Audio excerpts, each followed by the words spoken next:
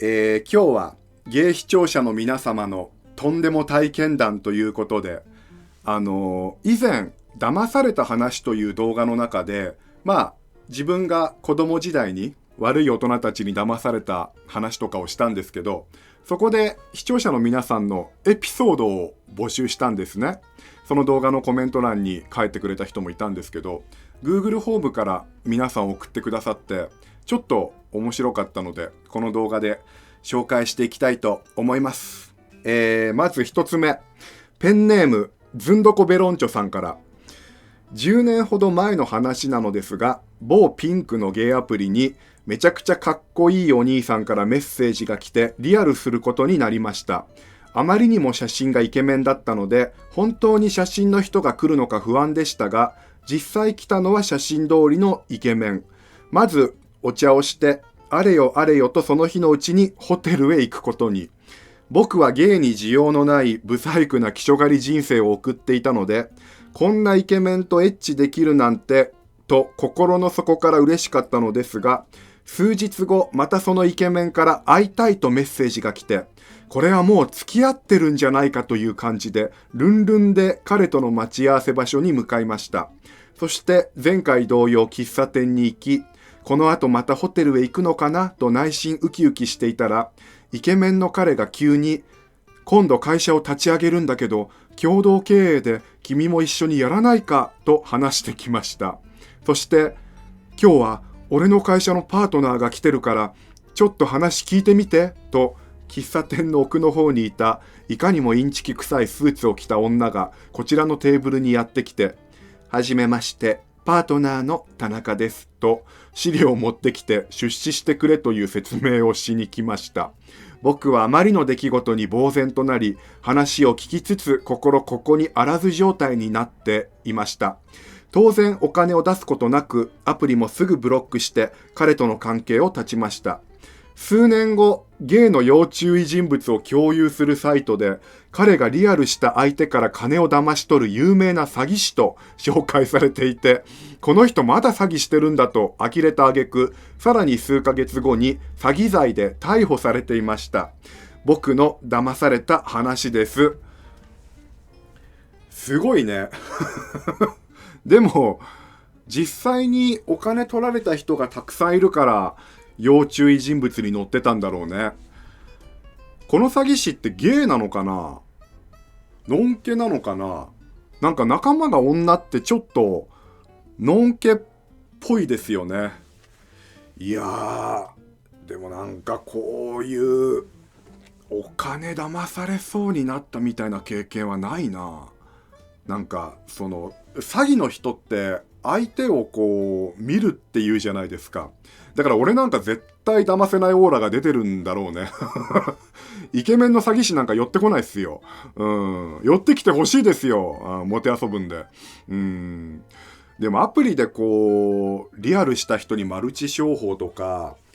あと宗教勧誘とかってよく聞きますよね。あとさ、この共同経営とかそういう詐欺ってね、結構男が狙われるんですよ。一時ニューハーフを狙ったこういう詐欺が流行った時期があって、ニューハーフの人って戸籍が男のままだったりするんで、実印とか借りれれば男の名義で会社作れたり、会社の人物に詐欺の男がなりすまして借金背負わしたりっていろいろできるんで、よくある手口ではあるんですよ。詐欺師って圧倒的に男が多いんで、男の名義だとそのチームで動きやすくなるみたいでね。でも今だいぶそのニューハーフの人たちの間でそういう詐欺師にはこう注意するようにってこう警戒されちゃってるから、もしかしたら騙せなくなってきて、詐欺師もターゲットがニューハーフからこうゲイにシフトしているのかもしれないですよね。だそれこそこのピンクのゲイアプリとかを使ってると、最近こうメッセージやり取りする機能のところにこう赤字で詐欺が頻発しています、騙されないでくださいみたいな警告のメッセージがここ 1,2 年くらい表示されるようになったんで、多いんでしょうね、きっとこういうゲイをターゲットにした詐欺がね。たださ、この人さ、騙されたって言ってるけどさ、会ったその日にこう、まあ、イケメンとエッチしてさ、で、勧誘はまあされたけど、お金は何にも取られてないわけじゃん。だから、これ普通にいい思いをした体験談だよね。むしろ得してる。うん。いや、相手がこれ一番損してますよね。まあ、この人の言葉を借りれば僕は、芸に需要のない気象狩りって言ってるんで、まあ、気象狩り相手にエッチしてお金取れなかったわけだからさ。うん。まあ、なんていうのかな。相手からしてみればまあ、出し損だったわけじゃないですか。だから、向こうからしてみれば、不良債権ですよ、あなたは。うん。反省してください。うん。続いてペンネーム、アパレルくんさんから。高校生の時、怪しい雑誌で見つけたゲイビデオ販売の広告。すぐさま現金書き留めで代金5000円を払い、到着を待ちわびていました。そして3日後、無事手元へ。しかし再生してみると、ゲイビデオのはずが女性の映像が、しかももう一人女性が現れ、女性2人が絡み始めたのです。うわ、業者に意地悪されたと悟りましたが、せめて男優さんが現れないかと最後まで鑑賞。結局、完全なるレズビアンビデオでした。業者に抗議する勇気もなく泣き寝入りです。ビデオはのんけの友人に100円で譲りました。ほろ苦い思い出です。八王子市51歳ということで。これはひどいね。なんでそんなことしたんだろう、この業者も。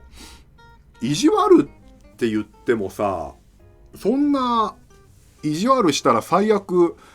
購入者から詐欺だって訴えられたりするリスクもあるわけじゃん。だからそんな意地悪するんだったら素直にゲイビデオ送った方がどっちもウィンウィンになるのに、これ少し不思議な話ですよね。だもしかしてその業者はゲイビデオじゃなくてレズビアンのビデオも扱ってて間違えて送ってきたとかっていう可能性ないですか？うん、なんかそういう特殊ジャンル専門のビデオ業者だったのかも。でも今から35年くらい前ってことか。1990年、でもそういう時代でしたよね。ビデオ1本買うのも大変な時代だったし、こうゲイであることが世間にバレてはいけないような時代というのかな。まあだからそんな時代だから、ゲーメこれでも見とけってこうレズビアンビデオ攻撃をされたというか意地悪されたのかな。うん。ただこれビデオ1本5000円ってあるんですけど、ちょっと安いかもしれないっすね。当時ってそれこそ相場1万2000円とかじゃなかったかな。1万円以下ではゲイビデオ買えないような時代だったんですよ。今と違って。ノンケ向けの AV も当時は高かったけど、それ以上にゲイビデオはさらにもっと高かったので、個人的にね、その仲良くさせていただいて、このうちのチャンネルを開設当初から応援してくださってる、ゲイビデオメーカーで、エジキビデオさんっていうね、昔からあるところがあるんですけど、そこの社長のケイジさんって方が言ってたんですけど、2000何年とかぐらいまでは本当に一本の値段は高かったんだけど、他にゲイビデオを出してるメーカーが少なかったから、ビデオを出せば飛ぶように売れたって言ってましたね。90年代、1990年代から2000何年くらいまではもうゲイビデオバブルだったって言ってましたね、刑事さんが。だから今皆さん個人でオンリーファンズとかやられてるので、ゲイビデオメーカーはもうほんと大変みたいですよ。では本日最後のエピソードです。これは YouTube のコメント欄にあったものなので、ペンネームがアカウント名になってしまうので、一応匿名にしておきますね。騙されたというか、なるべくしてなった話なんだけど、昔ウエストビレッジのゲイクラブで飲んだ後、午前2時頃ハドソン川沿いを散歩していたら、愛想のいい黒人に話しかけられ、一緒にバーに行ったら、急に態度が表変して、おごらされたり、タバコを買いに行かされた挙句、ついには大声を出されたので、仕方なく50ドルを支払ったらおとなしく去っていきました。殺されなくてマシだったかもっていうね。うわ、これちょっとシンプルだけど、今日の中で一番怖いエピソードかもしれないな。ウエストビレッジってこれリサイクルショップじゃないですよ。ニューヨークのですよね。マンハッタンのね、クリストファーストリートって2丁目でいう中通りのもっとでかくて長い版みたいな。なんかその通りにはこうずらーっとゲーバーとかゲークラブとかが、まあ当然あるんですけど、まあ2丁目と違っておしゃれなこうブティックとか、あとレストランとか、ブロードウェイ、オフブロードウェイっていうのかな。もう普通にその通りにあるんですよ。だからゲイフレンドリーなお店が多いエリアって感じかな。観光客にもめちゃくちゃ人気の場所ですよね。ストーンウォールの反乱があった歴史的な場所で、詳しくは、検索していただいて、まあ、言うならば、その同性愛者解放運動発祥の地みたいなね、まあ、そういうふうに言っても過言ではないような場所で、この方は、騙されたと。まあ、このような目に遭ってしまったって話なんですけど、まあやっぱ向こうって銃社会だからさ、こういう海外でのトラブルは普通に怖いですよね。相手の黒人が銃とか持ってる可能性も全然ゼロではないので、アメリカだったらね。まあこの人の場合は全部素直に言う通りにして最後お金まで出したからね、無事だったんでしょうけど、でもこれ最初っから金目当てだったのかな。ゲイを狙ったのんけの黒人だったのかね。まあでもちょっとこれおしゃれな文章ですよね。ウエストビレッジのゲイクラブで飲んでたらっていうさ、ハドソン川沿いを散歩してたらっていうさ、こんなセリフ言ってみたいですよね。なんか悲しいですね。もう奇妙な果実のビリー・ホリデーもエメット・ティルも泣いてますよ、こんな世の中に。だこの人ももしかしたらアジア人だからってこうターゲットにされた可能性もありますよね。ゲイとか関係なしに。まあでもうちら日本人もね、その差別の心がないかって言われたらそんなこともないんで、まあ今日はちょっと黒人って言っちゃってますけど、本当はね、アフリカ系アメリカ人とかね、こう言葉からアップデートしていってね、いい世界を築きましょう。今ね、大変な世の中ですけど、まあそもそもほら、ゲイもさ、ホモっていう差別用語があったり、オカマっていう言葉があったりさ、そういうのみんな使わなくなってきてね、そういう差別からなくしていってるんでね、そうしましょう。他にも紹介したいのたくさんあったんですけど、この翔さんの掲示板でリアルした人がマチャミそっくりだった話とか、あとこのコウペイさんの彼氏が職場のゲイと浮気した話とか、このコモさんのモテ遊ばれた話とか、ただこの方メッセージ送ってきたのに採用しないでくださいって書いてあったので、何なんだろうみたいな。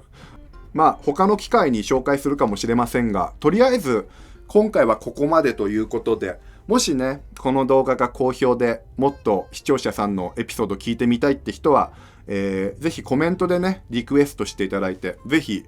シリーズ化しましょう。あと引き続きゲイの視聴者さんからのこういう笑える話だったり、ちょっと悲惨な目にあった話だったり、泣ける話でもいいですよ。募集してますので、この動画の概要欄から Google ホームにアクセスしていただいて匿名で送れるので、ぜひお待ちしています。